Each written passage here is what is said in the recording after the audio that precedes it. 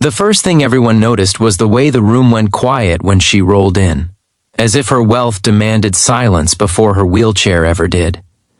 Sunlight spilled across the marble floors of the Chicago penthouse, but it never quite warmed the air around Margaret Hale, a woman whose fortune had been built from ruthless intelligence and whose body had been taken from her in a single winter night crash. Assistants came and went like nervous shadows, usually gone before the end of the week, their resignation letters filled with polite lies. No one stayed long enough to learn the real reason. And if you were standing there watching her sharp eyes measure your worth from a seated height, you might have wondered what you would do if life stripped away your legs but sharpened your pain instead. Would you harden or would you break?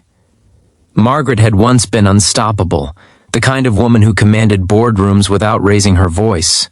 After the accident left her paralyzed from the waist down, her world shrank to hallways, elevators, and the humiliating dependence on strangers who pretended not to pity her. Each assistant arrived with confidence and left with excuses, unable to withstand her cold precision or the silent grief that hung around her like a storm cloud. It was easier to say the job was demanding than to admit the truth. Being near Margaret forced people to confront their own fragility, and most couldn't bear it. In her isolation, Margaret told herself she didn't need anyone. That was the lie she lived with. When Jacob Turner showed up, no one expected him to last more than a few days. He was a single father from Ohio, recently relocated to Chicago after his wife died of cancer, leaving him with a 7-year-old son and a mountain of bills. He wasn't polished or ambitious in the way Margaret's world usually demanded.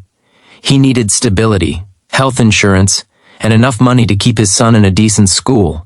Taking care of a paralyzed millionaire wasn't part of his dream. It was simply the job that answered his prayers when nothing else did. If you were in his place, grieving and desperate, would you have taken it too, knowing how many before you had failed?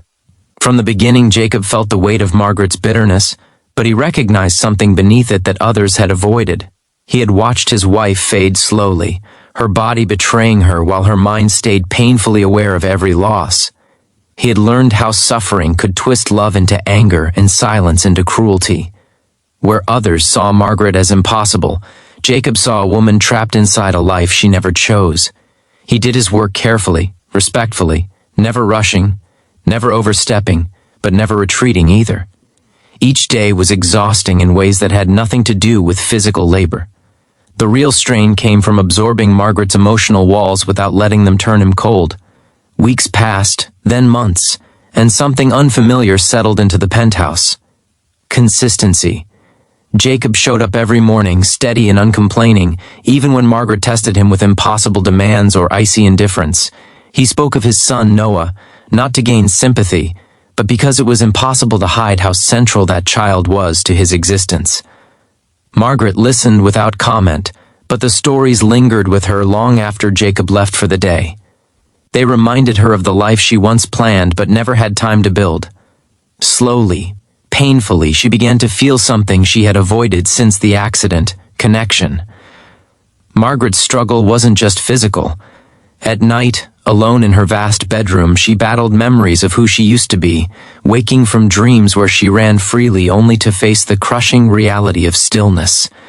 She had buried that grief under sharp words and impossible standards, believing control was the only thing left to her. Jacob's presence disrupted that fragile balance. His patience reflected her own cruelty back to her in ways she couldn't ignore. When he spoke of exhaustion, of missing his wife, of the fear of failing his son, Margaret felt her defenses crack. His pain didn't compete with hers, it stood beside it.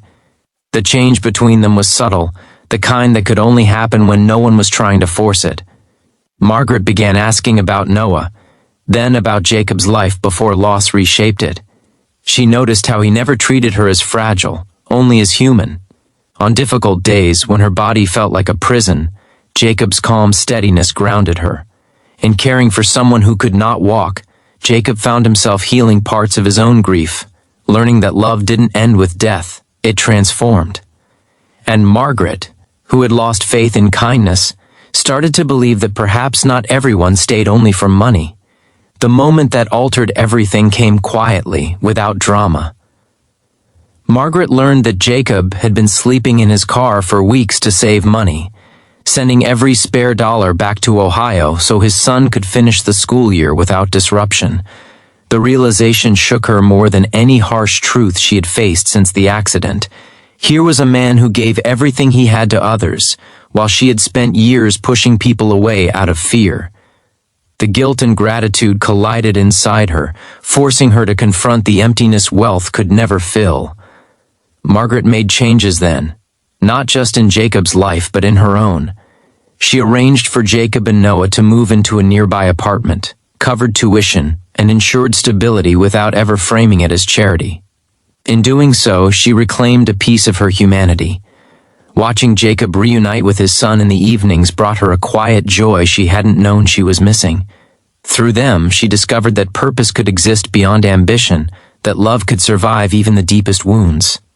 As seasons changed outside the penthouse windows, Margaret found herself participating in life again, mentoring young entrepreneurs remotely, advocating for accessibility, and allowing herself to be seen not as broken, but as resilient.